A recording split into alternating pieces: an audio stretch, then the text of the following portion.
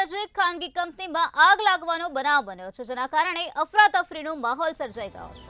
કચ્છથી આ મહત્વપૂર્ણ સમાચાર સામે આવ્યા, જ્યાં શ્રમિક વસાહતમાંથી 700 મજૂરોને બહાર કાઢવામાં આવ્યા.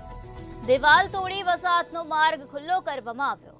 આસપાસની શ્રમિક વસાહત ખાલી કરાવવામાં આવી છે.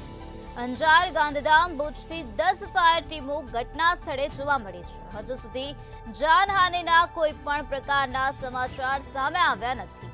ઇલેક્ટ્રોનિક સામાન બનાવતી કંપનીમાં આગ લાગી ગઈ, જેના કારણે વિસ્તારમાં નાસભાગ મચી ગઈ છે. આ બનાવ અંગે ફાયર વિભાગની ટીમને જાણ કરાતા ફાયર વિભાગની ટીમ ત્વરિત ઘટના સ્થળે પહોંચી ગઈ હતી. પાણીનો મારો ચલાવીને આગ પર કાબુ મેળવવા માટે પ્રયત્નો હાથ ધરવામાં આવ્યા. અત્યારે 10 ફાયર ટીમો ઘટના સ્થળે જોવા મળી રહી છે. પાણીનો મારો ચલાવીને આગ પર કાબુ મેળવવા પ્રયત્ન હાથ ધરવામાં આવ્યા છે. તો ધુમાડાના ગોટે ગોટા આકાશમાં નજરે પડી રહ્યા છે. તો કચ્છના ગાંધીધામ નજીક ખાનગી કંપનીનો બનાવ સામે આવ્યો, જ્યાં ભીષણ આગ લાગી ગઈ છે.